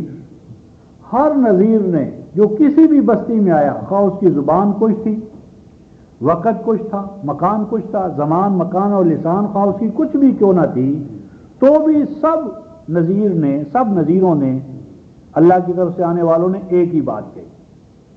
وہ بات کیا کہی؟ قالا، کہا ہر نذیر نے، اولو جئتکم باحدا مما وجدتم علیہ آباءکم، یعنی کہا انہوں نے یہ بھائی یا بھائیوں، لڑائی کی کون سی بات ہے؟ نہ بات تمہاری نہ بات ہماری، یعنی اللہ کے نذیروں نے کیا کہا کہ آؤ بھئی ہم مل بیٹھیں، اور مل بیٹھنے کے بعد ہم اس بات پر غور کریں کہ جو گائیڈنس یا رہنمائی تمہارے پاس ہے اور جو گائیڈنس یا رہنمائی میں لے کر آیا ہوں، دیکھنا یہ درکار ہے کہ مسائل کا حال اس گائیڈنس میں ہے جو تمہارے پاس ہے یا اس میں ہے جو میرے پاس ہے۔ یعنی مسئلہ لڑائی کا نہیں ہے، تو تکار کا نہیں ہے، مسئلہ تو یہ ہے کہ کچھ مسائل ہیں، کچھ پرابلمز ہیں، نوع انسانی کے لیے کچھ مشکلات ہیں، حیات دنیا میں نوع انسانی کو ہمیشہ سے کچھ فنڈامنٹل یا بنیادی سوالات فیس ہے، وہ فیس کر رہی ہے، ان سوالات کا حل مطلوب ہے، مسائل کا حل مطلوب ہے، مشکلات کا حل مطلوب ہے، تو آؤ ہم مل بیٹھیں، آؤ ہم مل بیٹھیں اور مل بیٹھ کر کیا فیصلہ کریں؟ اولو جئتکم بیحدہ، کیا ایسا تو نہیں کہ جو چیز میں پیش کر رہا ہوں تمہارے سامنے وہ زیادہ گائیڈڈ ہے، اس میں بیٹر گائیڈنس ہے، اس میں بہتر مسائل کا حل ہے، مما اس چیز کی بنسبت وجدتم علیہ آباءکم، کہ جو باپ دادا سے طور طریقے، روایات، قصے، کہانیاں تمہارے ہاں دین کے طور پر تسلیم شدہ ہیں ان کو ایک پلڑے میں رکھ لیتے ہیں، اور جو گائیڈنس رہنمائی میں پیش کر رہا ہوں اس کو دوسرے پلڑے میں رکھ لیتے ہیں، اور اس پر غور کرتے ہیں کہ احدہ کون سی چیز ہے، بہتر گائیڈنس کون سی چیز ہے، بہتر مسائل کا حل کس کے پاس ہے، تمہارے پاس یا میرے پاس؟ یعنی مسئلہ میری یا تمہاری ذات کا نہیں ہے، نہ میرے یا تمہارے باپ دادا کا مسئلہ ہے، مسئلہ تو یہ ہے کہ بہتر گائیڈنس کس کے پاس ہے، تمہارے پاس یا میرے پاس؟ آؤ اس بات پہ ہم فیصلہ کریں، گویا کہ مل بیٹھیں، کمیونیکیشن ہو، رابطہ ہو، تمہارے اور ہمارے مابین ایک چینل کھولی جائے، ایک رابطے کی صورت پیدا کی جائے، اور مسائل کو ایک ایک مسئلہ لے کر اس پر جو فیس ویلیو ہے اس کے انر کنٹینٹس کی، یعنی مسئلہ کیا ہے، اس کا حدود اربع کیا ہے، اسکوپ کیا ہے، اور اس کو حل کرنے کے لیے میتھڈالوجی کیا ہے، اور اس سے نتائج و ثمرات کیا مرتب ہوں گے، تمہارے یا میرے، اس بات پر آؤ ہم ایک گفتگو کریں۔ تو آگے سے کیا جواب دیتے ہیں؟ فرمایا قالوا انا بما ارسلتم به کافرون۔ یہاں پر نقطہ یہ ہے رفقا محترم، وہ یوں نہیں کہتے انا بکم کافرون، انا بکم کافرون، ہم تمہارے کافر ہیں، یہ نہیں کہا۔ کس چیز کے کافر ہیں؟ بما ارسلتم به، بھائی تمہاری ذات سے ہماری لڑائی نہیں ہے، تم بھی بے انسان ہو، تمہاری ذات کا کس نے انکار کیا ہے؟ ہمیں تو انکار ہے تمہاری رسالت کا۔ انا بما ارسلتم به کافرون، بلا شبہ ہم اس چیز پر، یعنی بلا شبہ ہم اس چیز کے کہ جس پر تم بھیجے گئے ہو، ہم تو اس کے کھلم کھلا کافر ہیں۔ ہم نے اس بحث میں پڑھنا ہی نہیں کہ کس کے پاس مسائل کا حل ہے، کس کے پاس مسائل کا حل نہیں ہے۔ ہمارا تو ایک ہی مسئلہ ہے کہ جو تم کہو گے، جو پیغام حیات تم لے کر آئے ہو، ہم نے اسے نہیں ماننا، کر لو جو کچھ کرنا ہے۔ ہم دلائل کی دنیا میں کیوں آئیں؟ اس بکھیڑے میں ہم کیوں پڑے؟ ہمارے پاس تو قبضہ ہے، نہیں؟ انا اخذناہ عنوۃ فمن شاء فلیرد، ہمارے پاس تو طاقت ہے، جس کے پاس ہے طاقت آ کر ہم سے لے لے، ہمیں دلائل کی دنیا میں داخل ہونے کی ضرورت ہی کیا ہے؟ انا بما ارسلتم به کافرون، ہمیں تو کھلم کھلا ہم انکار کرتے اس پیغام کا، اس مشن کا، اس دستور کا جس کو تم دستور بنانا چاہتے ہو، ہمیں اس کا انکار ہے۔ اس ضمن میں رفقا محترم ہم ایک تو الاعراف کی آیت 179 آیت دیکھیں گے اور پھر سورہ ابراہیم میں پہنچیں گے۔ تو یہ پہلے جہنم کے حوالے سے جو بات ہو رہی تھی تو اس کی تکمیل کرتے ہیں۔ یہ 179 یہ 209 صفحہ ہوگا غالباً، 209 صفحے پر 209 صفحہ 179 آیت الاعراف 179 179 وَلَقَدْ ذَرَعْنَا لِجَهَنَّمَ كَثِيرٌ مِّنَ الْجِنِّ وَالْإِنسِ۔ یہ آیت جلیلہ اور رفقائے محترم جتنے بھی تراجم میں اردیہ ہیں تقریباً ان سب میں اس آیت کا ترجمہ صحیح نہیں کیا گیا۔ عام ترجمہ یہی کیا گیا ہے کہ بلا شبہ پیدا کیا ہم نے جہنم کے لیے بہت سے جنوں اور انسانوں کو۔ تو یہ ہر وہ ترجمہ رفقائے محترم، وہ میرا ہو آپ کا ہو، نام سے بحث نہیں ہے، جو قرآن میں تضاد پیدا کر دکھائے، تضاد کی طرف لے جائے، وہ ترجمہ نظرثانی کا محتاج ہے، خواہ وہ میرا ہو یا آپ کا۔ کیونکہ اصول یہ ہے قرآن فہمی کا، سورہ نساء آیت نمبر 82، لو کان من عند غیر اللہ، کہ اگر یہ قرآن کلام الہی نہ ہوتا اگر قرآن کلام الہی نہ ہوتا تو اس میں کیا ہوتا؟ اختلاف ہوتا. اور چونکہ یہ کلام الہی ہے، نتیجہ کیا ہے؟ اس میں اختلاف نہیں ہے، کنٹراڈکشن نہیں ہے، ڈسکریپنسی نہیں ہے. تو قرآن میں ہم آہنگی ہے، کنسسٹنسی ہے، ہارمونی ہے. اور قرآن میں ہارمونی نہیں اگر پیدا ہو یا تضاد پیدا ہوتا ہے تو وہ بات غلط. اب یہاں جو ہے کہ بہت سے جنوں اور انسانوں کو جہنم کے لیے پیدا کیا.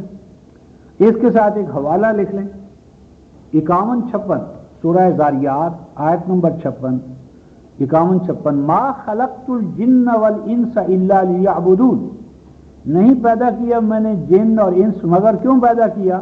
لیعبدون، اپنی عبادت کے لیے.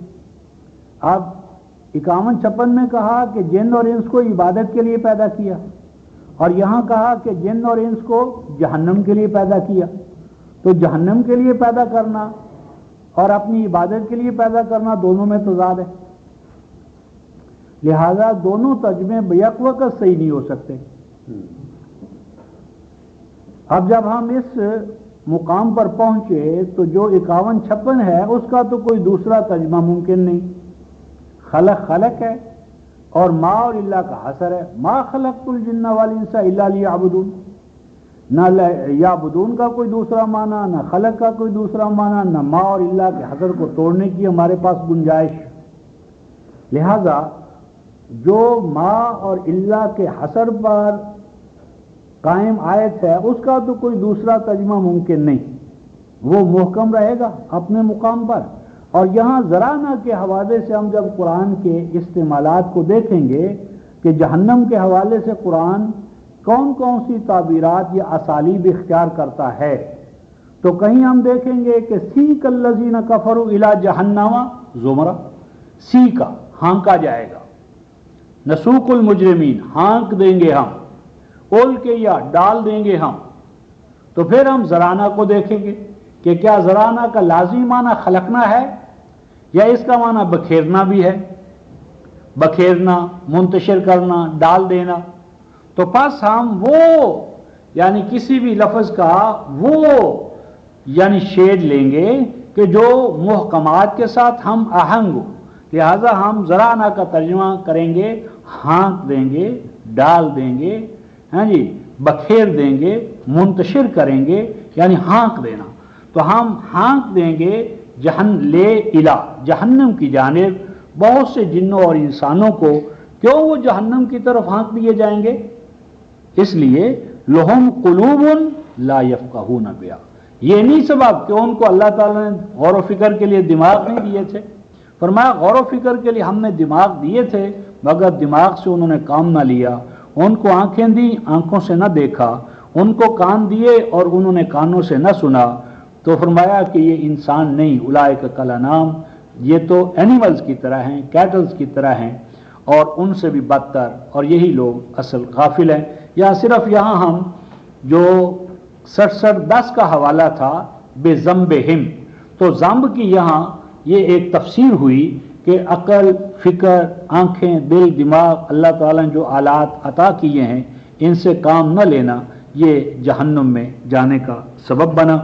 اور اب ہم وہ جو ابھی ہم 43/21-22 میں دیکھ رہے تھے کہ ہر بستی میں نذیر نے جو ایک سائنٹیفک یا ایک غور و فکر کا میتھڈ سامنے رکھا اس کا انہوں نے انکار کیا، اور انکار جس طرح کیا وہ سامنے ہے. اب اسی انکار کو قرآن نے انبیاء کے مجموعی یعنی فتوے کے حوالے سے یہاں ایک اور حوالے سے بیان کیا. سورہ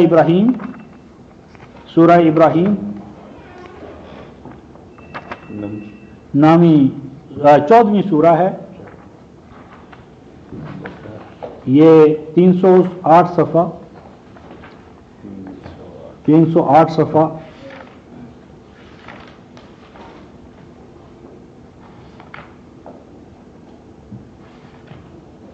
یہ پہلے تو آیت 9 میں ایک اسی طرح کا ضابطہ ہے جس طرح وہاں کوئی قریہ نہیں مگر ہر قریہ میں ایسا ہوا.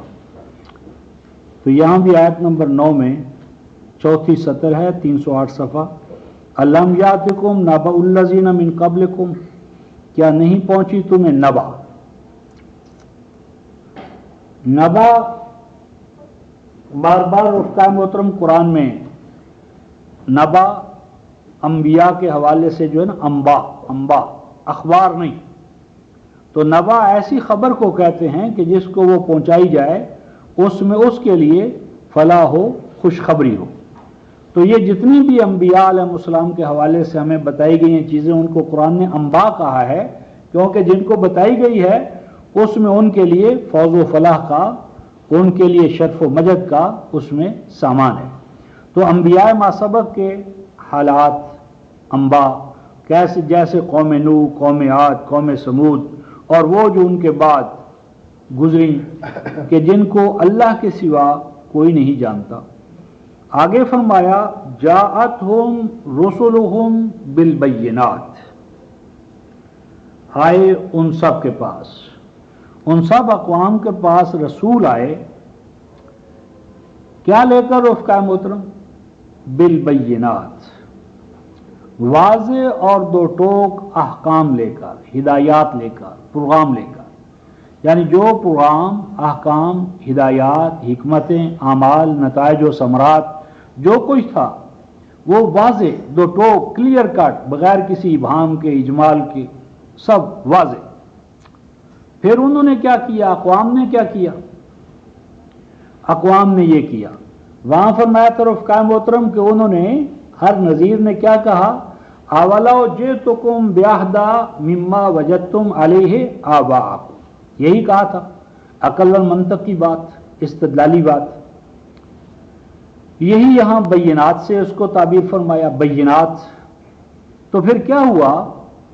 فردوا ایدیہم فی افواہہم، عام ترجمہ تو یہ کیا گیا ہے کہ انہوں نے، قوموں نے اپنے ہاتھ اپنے منہوں پر رکھ لیے، اور کہتے ہیں کہ حیرت و استعجاب سے، یعنی ان انبیاء کی دعوتوں کو، پروگراموں کو سن کر امتوں کو حیرت و استعجاب ہوا کہ بڑا حیران کن پروگرام لے کر آ گئے ہو تو۔ لیکن میں سمجھتا ہوں کہ اس کا ایک دوسرا زیادہ بدیہی معنی ہے، وہ یہ کہ جو قومیں تھیں، قوموں نے اپنے ہاتھ انبیاء کے منہوں پر رکھ لیے۔ مراد کیا ہے؟ زبان بندی، یعنی انبیاء علیہ السلام کی زبان بندی کر دی، یعنی انہوں نے یہ آرڈر دیا، یہ قانون بنایا کہ یہ کوئی شخص ہمارے باپ دادا کے طور طریقوں کے خلاف، معبودان باطلہ کے خلاف کوئی بول نہیں سکے گا، زبان بندی، یعنی ان کی زبان بندی کر دی، زبان بندی کر دی، یعنی انہوں نے کوشش کی کہ زبان بندی ہو جائے، کوئی بول ہی نہ سکے۔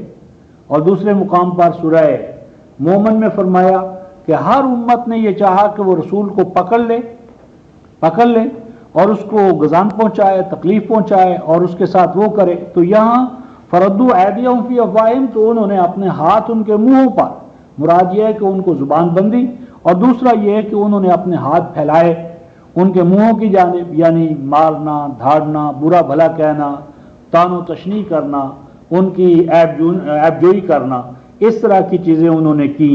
اور وقالو، اور کہا انہوں نے، انا کفرنا بما ارسلتم بہ، یہ ایک بنیادی اصطلاح ہے رفقائے محترم قرآن میں بار بار جو آئی ہے کہ انا کفرنا بما ارسلتم بہ، یعنی نبی کی ایک تو پرسنالٹی ہوتی ہے رفقائے محترم من حیث البشر، اور ایک اس کا رسالت کا مقام ہوتا ہے، منصب رسالت۔ منصب رسالت دراصل اصل چیز ہے، یعنی اب ہمارے پاس ایک پیغام لے کر آتا ہے، پیغام، اب وہ پیغام لے کر آیا گھوڑے پر سوار ہو کر، اور اس نے خاص لباس پہنا ہے، ایک خاص وضاقت ہے اس کی۔ اب قومیں کیا کرتی ہیں کہ پیغام کو تو اٹھا کر ایک طرف رکھ دیتی ہیں، اور جو پیغام لانے والا ہوتا ہے اس کی چادریں، ہیں جی، اس کے بال اور اس کے دانت اور اس سے متعلقہ چیزیں جو ہیں ان کو تو پرستش کے مقام پر رکھ دیتے ہیں، اور جو نفس رسالت ہوتی ہے جس نے کہ رسول کو رسول بنایا ہے، یعنی رسول کو جو چیز رسول بناتی ہے وہ کیا ہے؟ رسالت ہے، وہ اللہ کا کلام ہے، وہ اللہ کی وحی ہے۔ تو اللہ کا کلام تو اوپر رکھ دیتے ہیں سروں کے اوپر، اور نبی کی ذات اور اس سے جو متعلقات چیزیں ہوتی ہیں وہ دین بن جاتی ہیں۔ تو بہرحال انہوں نے کیا کہا، انا کفرنا بما ارسلتم بہ، کہ جو پیغام تم لے کر آئے ہو وہ ہم نہیں مانیں گے۔ اور وہ پیغام کیوں نہ مانیں گے؟ اس کے بہت سے اسباب یہاں یعنی مذکور ہیں، لیکن موضوع کی مناسبت سے جہاں سے ہم چلے تھے رفقائے محترم، ٹائم کی مناسبت سے اس پر واپس چل کے اس کو ختم کرتے ہیں۔ ہم 51 صفحے پر یہ سورہ البقرہ میں 52 صفحہ تھا، تو پہلی سطر میں لا اکراہ فی الدین قد تبین الرشد من الغی، اور آگے ہے فمن یکفر بالطاغوت ویؤمن باللہ فقد استمسک بالعروۃ الوثقی لا انفصام لها واللہ سمیع علیم۔ اور جو کوئی انکار کرے، فمن یکفر، اور جو انکار کرے کس چیز کا؟ بالطاغوت، طاغوت کا، ویؤمن باللہ، اور پھر ایمان لائے اللہ پر، پہلے طاغوت کا انکار کرے پھر ایمان لائے اللہ پر، تو بلا شبہ اس نے پکڑ لیا، ڈال لیا اس نے اپنا ہاتھ ایک مضبوط سہارے پر، ہینڈل پر، رسے پر، لانفصام لہا، کہ جس کے لیے ٹوٹنا نہیں ہے، وہ رسہ اتنا مضبوط ہے کہ اس میں ٹوٹنے کا امکان نہیں، کیونکہ اس رسے کا تعلق اس ذات کے ساتھ ہے جو سمیع بھی ہے اور علیم بھی ہے۔ اس پہ تفصیلی گفتگو تو رفقائے محترم کل کریں گے طاغوت پر۔ اصولی بات یہ کہ طاغوت کے بارے میں جو کہا گیا ہے، عام طور پر ہمارا مذہبی ذہن جو ہے کہ طاغوت جہاں قرآن میں آیا ہے بس الاوثان والاصنام، کہ یہ کیا ہیں؟ اصنام ہیں، بت ہیں، یہ ہے وہ ہے، تو یہ غلط بات ہے۔ طاغوت رفقائے محترم یہ فاعول کا وزن ہے، فاعول، یہ مبالغے کا صیغہ ہے، فاعول، جس طرح فاروق، تو یہ طاغوت فاعول کا وزن ہے، اور اس کا روٹ ہے طاغین یا، طاغا یا، اور طاغا یا اصل اس کا معنی ہے کسی چیز کا جو ایک طوی، اس کا مثلا بیڈ ہے، یا اس کی جو باؤنڈری لائنز ہیں، یا اس کے حوالے سے جو اس کا اصل ہے، بطن، حدود، لیمیٹیشنز، اس سے اس کا اوور ہو جانا، اس سے کراس کر جانا، اس سے باہر نکل جانا، جس طرح مادی طور پر دریا ہے مثلا، تو اگر دریا اپنے بیڈ کو کراس کر جائے، ندی یا نالہ ہے تو اس کا جو اپنا بیڈ اس سے وہ نکل جائے، تو جب کوئی چیز اپنی طبعی حدود سے کراس کر جائے، اوور ہو جائے، تو یہ پروسیس جو ہے یہ طغیانی کا ہے۔ انا لما طغى الماء حملناكم في الجاریہ، طغى الماء، پانی کا طغیانی یعنی فلڈ ہونا، فلڈڈ، تو یہ جو طغیان ہے اس پر ایک اصولی ضابطہ قرآن نے یہ کہا ہے، صرف ایک اصولی بات کہہ کے کہ سورہ 96 سورہ، یہ طاغوت بننے کا عمل کہاں سے شروع ہوتا ہے؟ یہ 96 سورہ العلق، عام طور پر علق کا معنی تو کرتے ہیں کہ جو یہ 716 صفحہ انسان کو الگ سے پیدا کیا۔ الگ کا ایک معنی یہ ہے رفقائے محترم، اعلیٰ کا یہ اعلیٰ کو تعلقات، سوشیالوجی، ریلیشن شپ، انسان کو جو چیز انسان بناتی ہے رفقائے محترم وہ اس کا سوشل ہونا ہے۔ انسان کو انسان بناتی ہے سوسائٹی، سوشیالوجی، سوشل انوائرمنٹس۔ تو اسی میں اللہ تبارک و تعالیٰ آیت نمبر 6 میں ارشاد فرماتے ہیں، 716 صفحہ، کلا ان الانسان لیطغی ان رآہ استغنی۔ یہاں سے طاغوت ہونے کا نقطۂ آغاز ہے، بگننگ پوائنٹ، جہاں سے طواغیت پیدا ہوتے ہیں، اور ہر انسان کے اندر طاغوت ہے، میرے اور آپ کے اندر بھی۔ ان الانسان لیطغی، بلا شبہ انسان ضرور بضرور طاغوت بن جاتا ہے، طاغوت بن جاتا ہے۔ کب طاغوت بنتا ہے؟